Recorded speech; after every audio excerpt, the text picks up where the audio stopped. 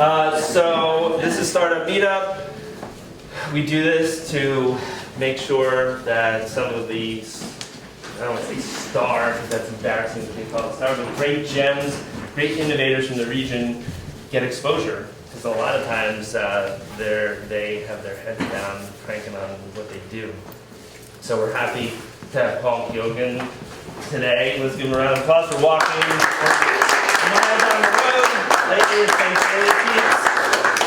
but Paul's down the street, and we met him through Ray Sarnacki, the advisor here at the lab. Proof of the network, and he's going to tell the story. Last week we had Dave Mann, a homegrown local entrepreneur who you missed, Michael. Do you remember the startup meetup where there was that debate between are you a product or are you a company? Yes. Well, he turned his product into a product that he sold. So he never had to go the company route.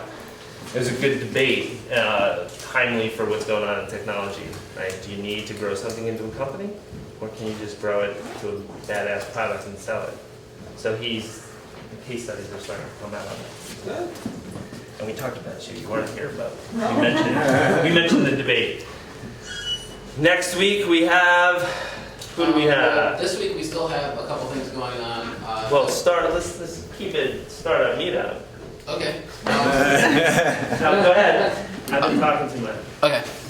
So, in line with your stream of consciousness, next week is Danny Cabrera, and he is the founder of BioBots. And BioBots is an incredibly nuanced technology. It's a 3D printer that's built by a 3D printer that builds biomatter. And I'm not exactly sure how they're implementing this biomatter, but I know that it's different than BioMeme, which was NextFab's first exited incubated product or company. So we're really excited to have them. It's a super new cutting edge technology. Yeah, that's cool. It's not just pure technology, software. It's hardware and 3D printing. So come to that. Maybe they'll print like a little human being. Yeah. So what else? We have some other stuff going on this week. This week's kind of insane. Yeah. This week also we have a reading on Wednesday, which will by Andrew Irvin. He's going to be reading his book, which is actually hasn't even been released yet, and it's called "Burning Down George Orwell's House." So it sounds anarchic, and we hope that it is. And simultaneously, we'll be also running the second installment of our actual prototyping competition. So we'll have prototyping upstairs, prototyping in the basement, and we'll be running the reading on the main floor. So it's going to be a party for sure. We've never done that much in one day. So we double booked. Yeah. We didn't tell anyone until the day before. Yeah. Why do they need to know? No, they don't. The reading, this guy is a national author. I haven't read books in a while, unfortunately. Even though I was an English major, I still haven't read a fiction book in, dare I say, a decade. But he had the Dead Milkmen open for him, so I don't know if anybody knows. Wow. Raise your hand if you know who the Dead Milkmen are. Okay, so for an author to have the Dead Milkmen open for you, that's pretty astounding. What day is this? It's tomorrow. Yeah. Well, yeah, tomorrow is Wednesday, I guess. I don't know if the Dead Milkmen are coming, but it should be cool. And what are the Dead Milkmen? What's that? Who are the Dead Milkmen? They are a seminal punk art rock band from the 80s, around the time of Violent Femmes. Are you familiar with that era? You don't know if they're coming or not? That'd be. No, my note was that he got them to open up in Philly for them. And I was intentionally ambiguous that they may come, but I think we would know. Okay, so I know there's probably, do we have indie film night next week? Yeah, it's next May 7th, so next Thursday is, to keep with the season, we're going to the prom. So next Thursday, local filmmaker Liam Lieberman will be showing his short documentary series, Homeschool Prom. Chill on that for a minute. Yeah, chill on that for a moment. So that starts, that runs 7 to 9. Next Thursday, it's free. Come out, enjoy some pizza, beer, and Homeschool Prom. It's fantastic. And thank you guys sponsored the Big Film Weekend. This past week. Oh yeah, were we? Yeah, we killed it. We had 2 workshops here for the Westchester Film Festival. We had a lighting workshop with Greg Koagen of Crossbow Studios first, and then Joe Moser of Modern Bend Music did an audio post-production. And we had I don't know how much I should tell you. No, I'll just tell you. Because we had to do a lot of configuration on Saturday. By we, I mean me. But this front part came out as we made into like a little film set, little cafe. They had 2 actors come out and they actually acted out a scene. They lit it. We had like literally a truckload of equipment in here, lighting and equipment, and it looked so legit. It was awesome. I'm so glad I wasn't here. I saw the pictures on Twitter, and I was like getting anxiety from I just want to say that everything was super, super safe, that I looked out for the safety of all people and the environment. Yeah, so the gaffers tape. With a lot of gaffer tape. But it was really good. We had like 30 people in here, and then probably around 20, including some really enthusiastic kids. But it was really legit too. They edited everything up there. It was really cool. Very well attended. All right. Thank you for that. So that's next week. Before we get on to our speaker, I'd like to have Wilson Chu from SCORE just get up because they've had some big news, and I think we shared it, but you might have missed it. And it's important because a lot of what's going on here is driven by my contact at SCORE, Bob Fedor, my neighbor, and to David Hausman, who was at Chester County, who was at Unisys and created the thread or the connection that made this big event happen. And Wilson's been here, a huge advocate, and I have a lot of gratitude for the whole team. So would you like to get up and say a few words about what you guys have done? Give a little shameless plug for SCORE.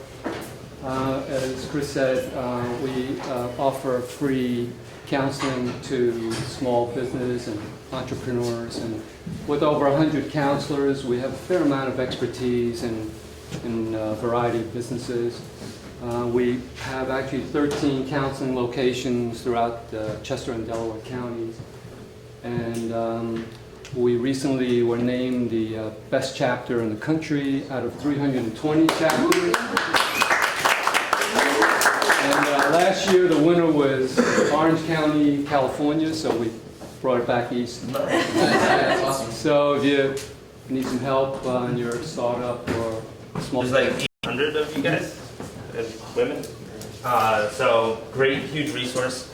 And quick thank you to I2N, CCDC, awesome event on Friday called Tech 360 at Great Valley.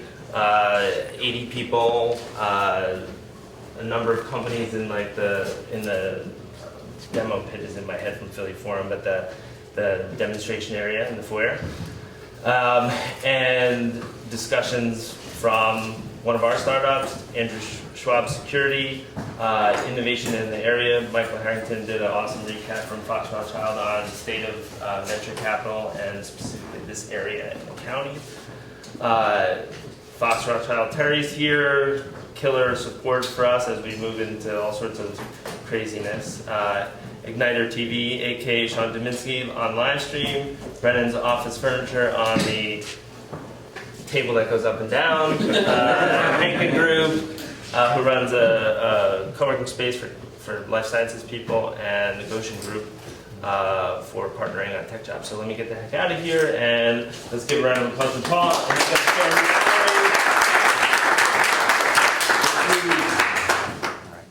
We'll see if I can milk this in more 10 minutes. I'm not that interesting, so we'll see how long I can make this happen. I'm Paul Koagen, and right now I'm with Back Office Thinking. It's a firm I founded in 2006 with my business partner, David Schaefer. On the next slide. Yeah, so Back Office Thinking, what do? We work with mainly mid-sized nonprofits throughout the US. Last year we worked with 77 nonprofits in 30 states. Some local nonprofits you may have heard of, like Longwood Gardens. We're going to be actually relaunching their website in about a month. And Philadelphia Visitor Center, you may have heard of in Philly. We're working with them now since the beginning of the year, and we're going to be doing some pretty cool second half of this year with them. I also work with some smaller nonprofits in volunteer English program. We provide those guys with free services for all their technology needs. Do a lot of work with Chester County Community Foundation, helping out there as well, and some other local ones. Just do for free because it's fun to do, and you want to sort of give back to the community. So I always tell our big national clients that you're helping me fund my little experiment, the little technology experiment here in Chester County. But we primarily do. I'm much good. You can go to the next slide. That's good. What do we do? Well, in nonprofit technology, it's sort of a little bit old, a little bit geeky, but basically, if you can read that, what we do is a lot of strategy for them, trying to figure out what is it that you should be doing, because a lot of even larger nonprofits, they really don't have a good handle on what, especially web technologies, are sort of all about. And what does that mean? Primarily, it means CRMs, which is a constituent relationship management system, which you've heard probably Salesforce is the biggest known one in the field for companies. But what we do a lot of helping them figure out for fundraising and communications and all their web presence around their CMS and any type of integration work that they have, social media, any type of communication consulting, including business intelligence, which is what I'm sort of really passionate about right now. That's the thing that I really want to work on in 2015. We've got about 10 or so clients that we're doing some business intelligence work for. And there's been some really cool trends over the last few years. Has anyone heard of a company called Tableau? Yes. Okay, yeah, we just became partners with them. And what I really love about some of these newer business intelligence products like Tableau is that they're really inexpensive to get started. You don't need a data scientist. You don't need a $200,000 project. So smaller nonprofits can actually use them. Or we can hook up our Tableau to their database and help them figure out what's working for them and what's not working for them, which is really, really cool. Of course, we do a lot of e-commerce work as well, and advanced reporting systems, which I'm probably going to change this to be business intelligence. No one cares about advanced reporting anymore. So on the next slide, that's great. So this is an example of one of the organizations that we work with nationally. This is the United Methodist Communications Organization.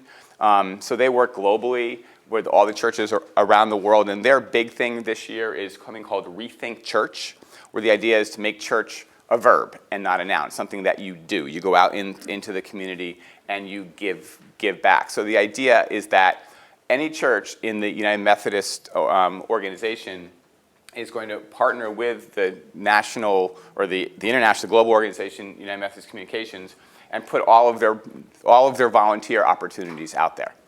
So they're expecting to get 40 to 60,000 different volunteer events, so that you can go anywhere. We're going to have a little app for that, where you can go in and basically find out wherever you are, what are the volunteer opportunities that you can do. Could be for a day, could be a long-term opportunity, as well as also virtual ones. So you don't necessarily need to also volunteer.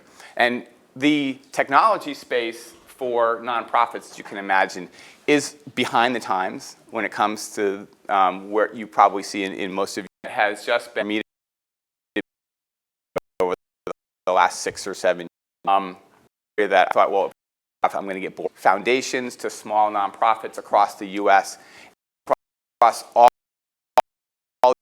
different types of nonprofits, from faith-based organizations to a lot of environmental cause organizations to small, just grassroots organizations. And like one, we're working with one of the largest homeless shelters organizations in the U.S. out in Portland.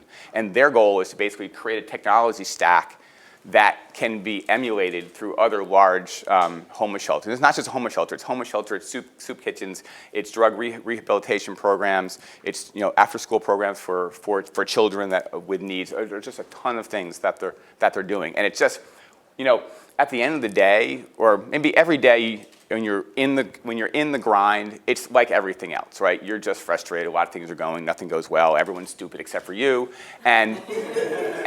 But you look back 6 months, a year later, and you're like, wow, this was really helpful. We actually did some things that made a difference in this world. And I can take a lot of those and the strategy and everything that I've learned and apply that to our next client. And that's just, it's very fulfilling. It's a very fulfilling thing. on to the next one. So what do I do? Well, I don't code anymore, thank God. And I also don't know how to do any designing, because if you've seen any of our old design stuff, which I did, it's really embarrassing. So I create connections. That's pretty much what I'm out, fun for me. Not just from a business development standpoint, because it also helps that they're thinking I'm looking out for them, which I am, but they can share their own experiences. Like we have 2 very large clients right now that are going through a really sort of gut-wrenching technology change. And to have the executive directors be able to talk to each other in a completely, they didn't know each other, and have them sort of like work through the things, the emotions, the things that they're feeling is really an important thing to do. I also create connections within our organization. So we've got a small staff, we're about 14 people, and making sure that everyone there has the right tools in place and can work together and to move forward on all of their projects. Now, we're real fortunate in that the people that we have working there all have a heart for nonprofits, and that's very important to us. You have to be a good technologist, but you also have to really love the nonprofit space to work with back office thinking, and that really shows. So most of my days are just spent at this point learning about new technology strategy, working with our clients. It's usually the executive directors, the directors of the different organizations, and then helping our organization deliver the best solutions that we possibly can. Okay, next slide. So I want to give a little background on sort of where did I come from in this whole thing. I actually started out my first entrepreneurial thing, which with 2 of my best friends in high school. We actually started a baseball card company back in the early 80s, where I learned the value of you really need to think through what business you're going into, because I probably made like $15 and worked like a dog all summer, because we got all of these giant cases of baseball cards in from back in the day, and we sorted them all out and put them in sets and then sent them out to people who had ordered them from us. And we like marked it up by like 30% over what we purchased from these big organizations. Wow, that was a horrible business, but it was a lot of fun. I still have like 50,000 baseball cards, and the 2 guys that I did it with are still my best friends today. And our families meet, and we still reminisce about that, and that was sort of a good starting point for us. The next point I want to talk about is I went to Rensselaer, RPI. I've heard of that. I'm a chemical engineer, and I have a really funny story to tell there. My business partner, who you'll see in the next slide, Dennis Lucier, he and I were roommates in college. And he had the crazy idea back in the mid-'80s that we were taking this entrepreneurial class together. And he had this crazy idea that we should start assembling personal computers for people. And so I said, yeah, whatever, I'm pretty interesting, but I really don't want to spend a lot of time on it. And he just got so into it. And so when we finished the course, he's like, no, we need to not go work. He was going to go work for Ernst & Young, and I was going to go work for DuPont. He's like, no, we need to go and sort of do this. Well, that was sort of the exact same time that Michael Dell did the exact same thing in Texas. So he never lets me live that one down, because that would have been quite an amazing experience. I don't know sure we'd been that successful, but I looked at the idea and said, well, that was just a stupid thing to do. Why would anyone want to build PCs? So clearly, I didn't know that was a good opportunity at the time. That's the thing, is you just never really know what business opportunity is going to take off. But the next time he had an idea, I listened to him a little bit more. I went on to work at DuPont, and sort of the only cool thing about DuPont that I want to talk about is I actually designed a distillation column that worked, and I like to tell that to people because I was a chemical engineer. People don't know that, and this big distillation column I had to design, and then they said, well, since you designed it, I want you to go out and start it up. I'm like, that was amazing. So RPI chemical engineers can design distillation columns. After DuPont, I decided to go to Wharton. I really wanted to get out of the manufacturing space. And I took a couple entrepreneurial classes there. And we were talking today, Ray teaches there now.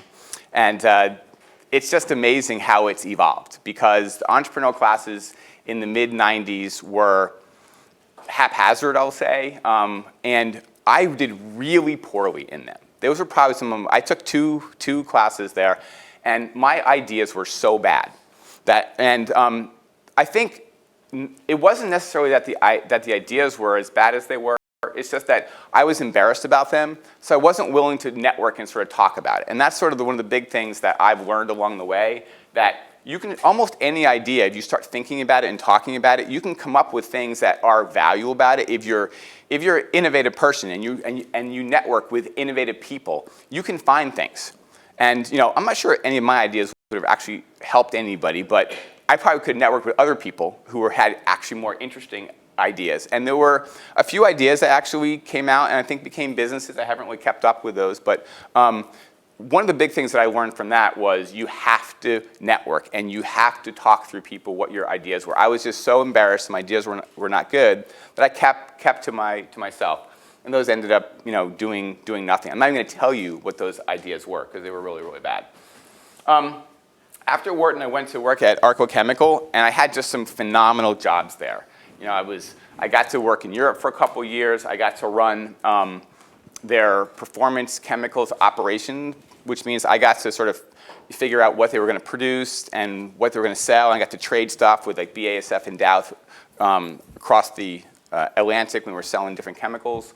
But one thing I learned is no matter what I did at that company, it really didn't matter. Because nothing that I could have done at my position, even though I thought I had a pretty good position, changed the stock price, really changed anything. And that was the start when saying, what am I doing? I had a lot of entrepreneurial interest, but always thought to myself that a big company is sort of more stable. I can do a lot. I can make decent money. I can really make a difference. And I realized at that point in my life, especially at least the industries that I've chosen, it's like unless you're making like one or two or three people making a lot of those decisions, the rest isn't that important. So I said I have to get out of this space. So going to the next slide. So that really started my first big venture, which was Fusion Technologies. Fusion Technologies said, this was my friend Dennis who had the phone call, who had the idea about the computers back in the mid-'80s, called me and said, all right, I just started this consulting firm called Fusion, and I've got this potential really, really large client, and I need someone who understands how to do operations planning and logistics and stuff like that, because it's about working with this company called Alcan Aluminum, which is sort of the Alcoa of Canada. So I need you to come in, and we need to pitch to them. They've had 2 big Oracle implementations fail, and the guy's about to lose his job. I think we actually have a chance to get this project. So I said, this sounds awesome, because I got to use some of my skill sets and work with Dennis, and I figured, well, he had one good idea. Let's see how this one goes. So we flew up to Oswego, New York, and we met with the guy who was running this project, and he had a bunch of Oracle consultants, and that was back in the mid-'90s, later '90s, when people were implementing ERP systems all over the place. And they had just, Oracle was hiring and hiring and hiring.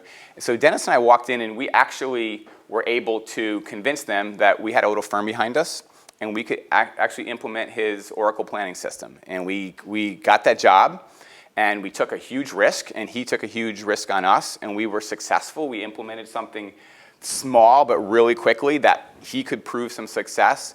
Then we started hiring some people and worked that into our first, our pretty much our only client, but about a $1 million a year business from there. And at that point then, we continued to sort of take off. We were very fortunate.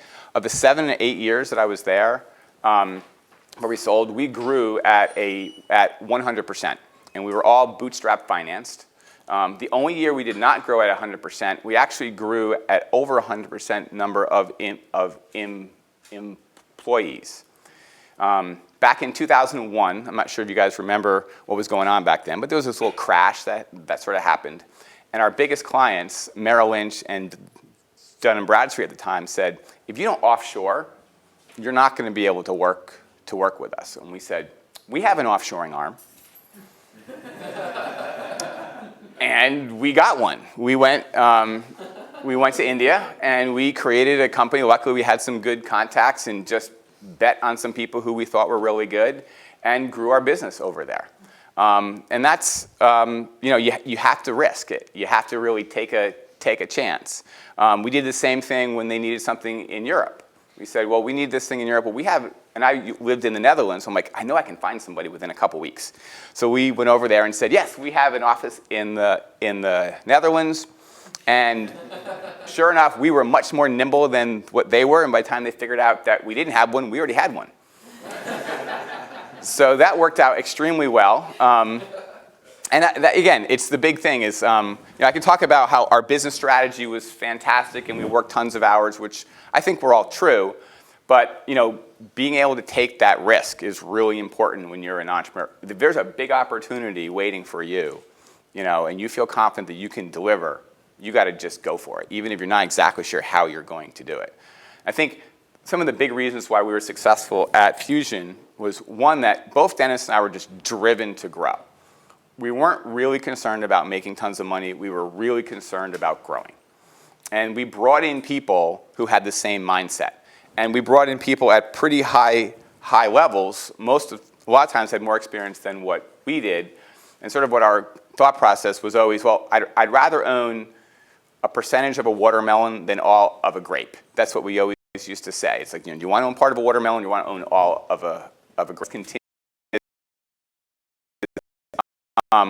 You have to have really thick skins, because we made a lot of bad decisions along the way.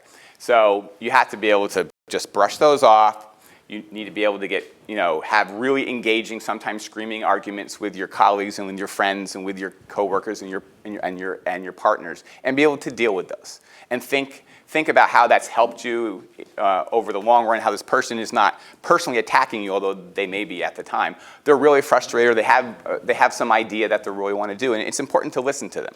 And you have a lot of really passionate individuals who are growing this company at this ridiculous pace, and we were all bootstrap financed, so it wasn't like we had a bunch of money in the bank. We had loans from the bank to make this thing work. But that was probably some of the biggest things that we learned at the time. A couple of the mistakes that we made along the way, we hired a couple partners that were a little more interested in getting cash than they were about growing. And that was a big mistake that we made. If you're in an entrepreneurial situation and you need cash to live your life, that's a really tough situation to be in. And it's something that I would never right now partner with someone who needed to make a significant amount of money. You need to make some money to survive, but who needs to make a significant amount of money while you're growing a company, because you just don't know where things are going to go. And if you have to make decisions based on that, you often will make some bad choices. And so that was probably one of the bigger mistakes that we made. And I used to have this thing where I used to talk to people. I probably don't want to have this recorded, but it's okay. But I used to ask people who were not necessarily performing well or seemed to have issues, and I'd say, well, if I could pay you 25% more, would you work harder? Would you work? And if they said yes, absolutely, then I knew I was going to fire them. Because they were driven by the money, not about what we were doing and sort of what we were trying to accomplish. So that's one of the things that I've always tried to look for, are people who are not necessarily driven for what cash they're going to make today. So we were very fortunate. We sold in 2006 before the market crash, which was definitely helpful. We had about 250 people when we sold.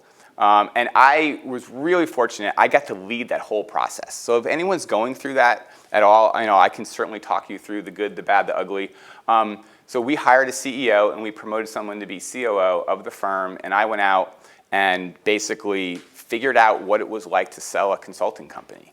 And what are things that investors were looking for? How did we need to, present ourselves? What are the things that we needed to do? And that was a big growing experience for me, because although we were doing well, it was really hard to figure out what the investors wanted. It took us about 6 months to get ourselves set up before we could actually go to market. And then when we went to market, it took another six months to sort of sell it, and that went well. And then what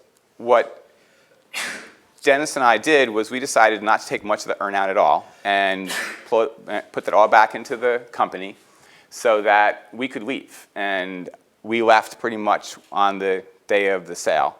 And so almost all the earnout went back to the employees, and they kicked butt during the earnout period, which was awesome. That was great to see. And the other, I think, the most fun thing about Fusion was that we had so many spinoffs. So many people who said, this was such a great environment, I can't go work for a company, I got to go create my own. I know of at least a dozen that sort of spun off from that. One of them is it's sort of like the mega spinoff, because one guy left and created a company called CiviCRM, and I'm not sure anyone's ever heard of that here, but they're a $250 million consulting firm today. So I really wish I got like 1% of that, but didn't quite do it. But the guy that runs that is still a good friend of mine today, and there's some people you look at and you're like, this person is going to make it in the world. I don't know what they're going to do, but they're really going to be successful. And you could sort of tell. He left well before we actually sold, but he's just doing incredible things. We had to compete with him towards the end. He did very, very well. He did much better than we did, actually, in some of those competitions. So we sold that in 2006, and then went to start Luminous Solutions, and this was a failure. This was one of my failures. And my business partner were going to do telephone advice through licensed psychologists and marriage family therapists and things like that. And we wanted to sort of give back. That was sort of something like, wow, we think we can really do something for the community, as well as create a product around that. And we found, after a few years in this, that we were making a little bit of money, but not really too much. And we weren't really growing as fast as we wanted to. And we found that this was just dominated by psychics. The whole space was dominated by psychics. This sort of online space, and I'm not sure if it's still true today, but back around 2007 and 8, it was just dominated by psychics. Like 80% of the online advice dollars go to psychics. Even people that are supposedly doing, licensed therapists, like we had licensed therapists, it was so hard. We could get therapists easily. We had like 50 or 60 therapists. But getting the clients who wanted to call in and talk more than one time, because if you've ever had any therapy sessions or gone through them, it takes a while to deal with real issues. You can't just sort of say, Beethoven 4 times and your problems will be solved. But that's what people were looking for. And so our repeat business was just horrible. Now, luckily we had some pretty good technology. So we sort of went out to the space and checked if anyone wanted to purchase us. And we almost had AT&T purchase our technology. We were pretty far along in the investigation, and we weren't a big fish at all. It would have been a small number for them.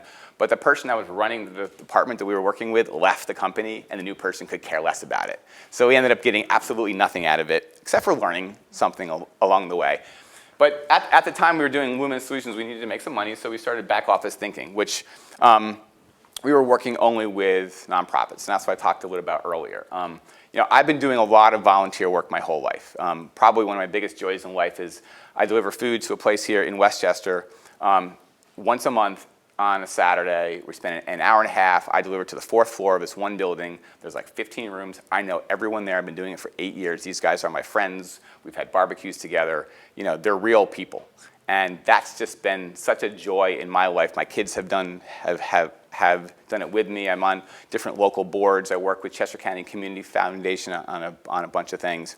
And except for the food delivery is like pure, I just do that, it's just fun. It's nothing to do with work or technology or networking or anything like that. You need to do things like that in your life. So when we started back office thinking, it was a little more around the technology space, because that's where we had our expertise. And we're up to 14 people now. But one of the big things that I think is really important is that nonprofits really need our help if we're technologists. They're just so far behind. And I see some people do that sort of like, there's like, sort of like the one weekend of tech or the one day of tech you can go and you can spend a few hours. That's interesting and that's good, but really technology needs to be something that the nonprofit has some continuation of some sort of help.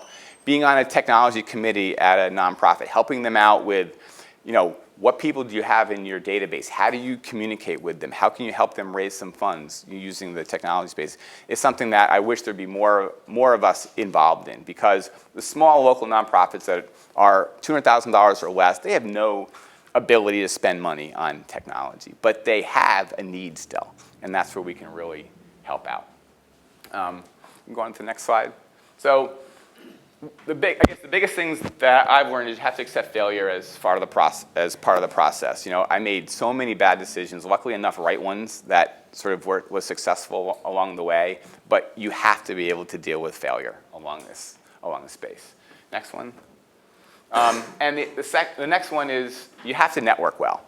I just love to network. You people are here, I'm speaking to the choir, right? Because you guys are all networking. But that was probably early on. I was too much of an engineer, too much of I can think through everything. And that was one of the big things that I learned going through Wharton was that because it wasn't all engineers, people who I could not believe were here because how can they be as smart as all of us engineers and scientists and stuff. But that's what engineers think, right? Especially when they come out of school, at least a lot of them, at least I did. And so I really learned that there's a lot of other people in the world that have a different approach to life and a different approach to how they're thinking. And networking with those people and different people who are different than you absolutely is phenomenal. Because they're thinking of things that you would have never thought of. And that's just a great experience. Plus, it's fun. It's just a lot of fun. Okay, next slide. So I guess my only last pitch is if you're not today working for or with a nonprofit, you really need to if you're in the technology space. And if you're interested to think locally, who could you work with? Come up, talk with me. I know one organization right now that we're working with that we need to build them a new website. I'd love to get some help in a volunteer effort from someone who knows Drupal or would like to learn that because we can help them with that process. If you're interested in helping, Chester Community Foundation helps like 400 nonprofits in the area every year. 400, most of them are small nonprofits. Most of them have no idea what they're doing around technology. Most of them could grow their fundraising, improve their services, do a lot if they had help of one of us in this room. And it's just been such a joy for me to be able to look back over the last several years and look at the organizations that we've helped and help them move forward. And it's just been much more fun than getting screamed at by the people at Merrill Lynch and Dun & Bradstreet. And they would certainly pay you more money, so you had to take their screaming. But with the nonprofits, it's just been a much more fulfilling part of my life. Okay, next one. I think that's all that I have. I guess open up the floor for questions. All right, thank you for that story. Very awesome story. Huge local asset. That's just what this is supposed to do, make people aware of you and what you've done. And I had a seminal experience at RPI. My oldest cousin went there, and I remember he took us there, and I remember going through Strat House, but maybe that was part of it. But I remember my first experience with kind of engineering students and an engineering college. So I'll ask you your age after this and see if maybe you know. So house rules, name, question, and who's got one? Who wants to start? Software vendors, really hot spotted within the payment sector is the nonprofit industry. Some of the ones, I'm just curious if you know of Donor Pro or if you've heard of Mobile Cause, Pittsburgh-based, that are tied in with us. Or when you're working with back office thinking, are you going around and as you're looking through the different CRMs, are you matching them up with some of these different companies that are coming up with nonprofit, tech that can help them with the donor flow and all that stuff? Well, yeah, actually, more building systems. That's a really good question. I was out at a conference last week for CiviCRM. I'm sure you've heard of that. It's one of the largest CRMs in the nonprofit space. It's open source with over 10,000 organizations using it worldwide. One of the talks that I went to out there was on PCI compliance. And a company called IATS, I'm sure you've ever heard of them. They're pretty big in the nonprofit space. Another one called Banco Services, pretty big in the nonprofit space. The one thing that I can say that the guy, Stephen Besmier from IATS, who's really active in his community, talked about was how PCI compliance, most nonprofits don't understand anything. I'm small. What does it matter to me? And then he went through like a process of, depending on how you do your services, what type of compliance you need, and how most nonprofits completely miss that, and they completely blow that.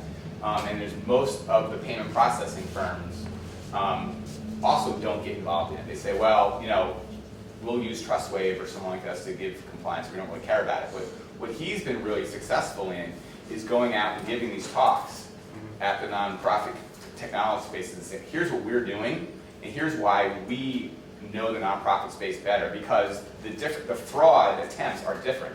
What are the biggest fraud attempts in nonprofit? People just bang your site with $1 transactions or under $5 transactions. They're not trying to give you a donation, right? They're trying to figure out which credit card works so they can go buy something someplace else. So how do you deal with that? The other one, I forget the name of it, I call it the Robin Hood thing, where people give you a $5,000 donation, and then they call up and say, oh my God, I can't believe I screwed up. I meant to give you $500. Oh, but you know what, can you back to this credit card? And you think, people in their finance space don't think about that stuff. Sure. So they give up, they just lost $4,500 to someone who can now do whatever they want. So like, being an innovator in that space, I guarantee you, if you want to talk about that at nonprofit technology conferences, they'll be very interested, because it's a space, it's an area that no one talks about, and there's a lot of issues. We work with a lot of very large ones, and they're dealing with these exact issues every day. Yeah, I mean, I think from our experiences through our partners and directly in the sense, we provide tokenization, everything that everyone talks about, that's exactly what we do. It's our bread and butter within the community of nonprofits or any other action. But when you find some of these bigger nonprofits that we've come across, kind of your point and why back office leaking is probably successful in the sense is they really don't have a plan of how they can integrate the up and coming technology to make them more efficient, to secure their transaction, to secure their donor base and all that stuff. So I mean, it's, we're seeing just a lot of activity around, people going in there and saying, hey, we've got the product that's going to, right. kind of and online fundraising is growing at a ridiculous pace. So it's going to be more and more. Ben, you had a question? I wanted to hear about the conference. You kind of already brought it up. Was there any new pieces that conference brought out in you, or new interactions or insights that you gained from it about nonprofits or CiviCRM? Well, yeah. One thing about CiviCRM that I can tell you, we've been involved in that from the beginning, and I can say open source and nonprofit are sort of a little bit of a kindred spirit. And so there's more momentum in that space than ever, especially that product just kicks butt. I mean, it's better than almost any mid-tier CRM out there. And it just does a fantastic job. It's got every single bell and whistle that you want at this point, and we're very tight with the core teams. We help them with certain things. We actually volunteer our 5 hours a week to helping their organization. Fun thing. I say the thing is that it's starting to grow up and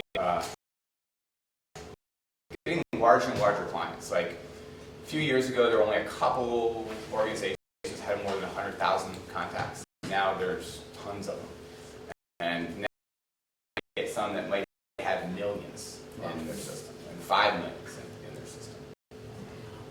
When you work with nonprofits, do you find yourself involved with mission and strategies, or Adobe, or? Yeah, I mean, basically, and how it works with technology. Yeah. So, not usually helping them with their programs so much, but more.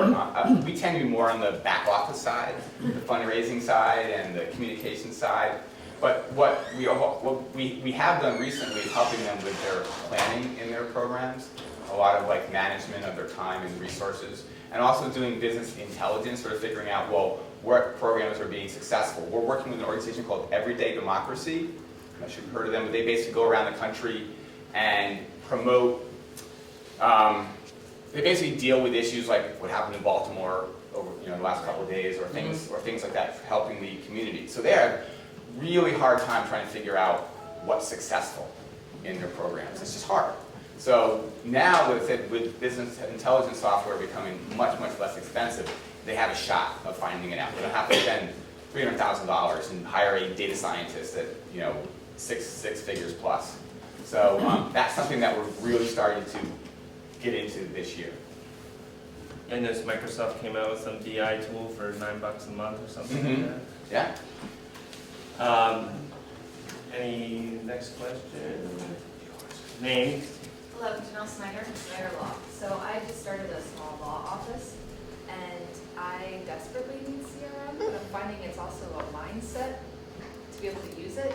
But do you have any specific recommendations? I'm not in the nonprofit space, but there's so many out there, and I don't know which ones are good or not good, or I don't know. Do you have any insight on it? How many people are in your office? It's just me right now, but I You're probably me. have 5,000 or 6,000 contacts that I can't seem to keep straight. Okay. Yeah. Because I do the networking component, I just. Yeah, I mean, probably I don't really have a good recognition. The only one I really know probably is Salesforce or something like that. That's probably too much for you. Yeah. Maybe just, I don't know. We could City's talk not afterwards. good for that? I mean, you could use it, but it's not really meant for. I hate to recommend it in an area that it's not really meant for, but you could certainly use CiviCRM. It's very inexpensive to use, and it would do all your communications and things like that. But I would think if you're primarily managing contacts for mailing lists and stuff, I'd look at like using like a MailChimp or something like that, and then you may not even need a CRM at this point. I'm not sure. Connected.com, Yeah. which can map whatever's in that database to a Google spreadsheet, and that's almost free. Oh, there's a new one came out called Uku People, UKUU. That's pretty inexpensive. It works, it's like a plugin to WordPress. It's meant to do just relationship management and communications. You could try that. And just as an aside, you were talking about the website, that's needed, if they need disclaimers or anything. Disclaimers, let me know. okay. All of that. Excellent, excellent. Senor? Yes, I'm Mike. I'm an advisor to the Wilmot Street Labs. And I was wondering, since you made the transition from for-profit clients to nonprofit clients, how does that affect your business model, or how to prepare for your own company, which is a for-profit company? You're saying, How is that, what's the impact of that on your Okay, business okay. model, your internal organization, Sure. all that sort of stuff? well, the biggest one is you get paid a lot less money. Yes. The second one is budgets are real budgets, where it's really important to us to understand going into a project, if an organization has 20,000 or 50,000 or whatever amount for their project is generally in the business world, it was always about selling additional consulting hours and trying to really grow your business around that space. When you're in the nonprofit space, it can't be that way. There's not extra money to be had. Plus, you don't want to take their money from their programs anyway. They had karma to do that, right? So it's really important to take the focus of all right, let's talk about what your budget is and what you're trying to accomplish, and let's try to figure out what is that we can get done for that amount of money. And so it's really important for us to do a lot of small deliverables along the way. So we very seldom do like a giant implementation that's just one implementation at the very end, unless we're doing a big technology transfer. But we do a lot more agile development processes where it's 2 weeks at a time, where we're delivering small things, so that if their needs change, they don't have any money, or if they're, we're unable to agree on sort of what we're going to deliver, because a lot of times things change because they haven't thought about technology a lot, so they don't necessarily understand what they're asking for. So that's why we're very big. I think the biggest thing is we're much more 2-week and understanding that that amount of budget that we have is pretty much fixed, and we cannot really try to go in and sell additional consulting services. And how does that affect your business model, growing your for-profit company? How does that affect it? Yeah. Well, I think it. And how do you make decisions differently than you would? I think the biggest change is that when I'm making the decisions, actually I'm trying to look out more for the nonprofit almost than I am for our own business in those situations. Where for the for-profit firm, honestly, I could care less what the issues were with Dun & Bradstreet and Merrill Lynch. I mean, it's just the case how it is. So I'm answering your No, you're question. exactly answering it. Okay. Like, I think that it's a big difference to be working with nonprofits. So what maybe Yes, the but more you concrete thing is, but you have to make hiring decisions, Yes. financial decisions, Yes. growth decisions. They're no different. The Really? decision, I don't find them any different. I'm not making them very much differently. It's just that the parameters that I'm operating the business in are different. so the growth momentum is just different, and so it trickles down to the different decisions. You're not maybe growing as rapidly as if you had. Well, no, but about choice as well. I mean, you can grow. There are some consulting firms that are growing at right now either. Obvious in your diagrams was where you bring in the grant making. I'm sorry, Stephen Ritchie, I work in marketing, do profit and nonprofit. I'm a member of Philadelphia Nonprofit Consulting Network. We actually do pro bono once a month with a we can't afford anything kind of group who steps in. We sit down and do some strategy with them for about an hour. But the one thing I didn't see in yours was that piece that brings in the grant making and where they're finding funding other than e-commerce and constituent management. Sure. So we don't write grants for our clients, but we are involved in a few different ways. That definitely will help them understand how they can do capacity grant writing, so it will provide a lot of language around that. We also receive a lot of business from clients saying, I just got $40,000 from blah, blah, blah, blah. What should I do with it now that I told them I was going to build capacity? That's actually one of my areas that I'm working on outside of back office thinking, but I'm working with, there's a Wharton Social Initiative program, and one of my passions on that area is to try to help foundations figure out, well, how should they be granting money? Because I hear way too many stories personally coming to me saying, I got X amount of money, what should I really do with this now? And that's not the story they gave the foundation fund and all. What's the process? You know, if you're a nonprofit, you may pitch it and you may do a really good job and you may have a big need, but if you don't pick the right consulting firm to help you with that or pick and then their money is going to be wasted. And a lot of foundations do not measure that well. And I've got a lot of good contacts at foundations that say, yeah, that's a big issue right now. That's a very big issue. All right. Well, thank you for coming and sharing that information. You're free to hang out for a little while and chat. And I hope to see some of you next time.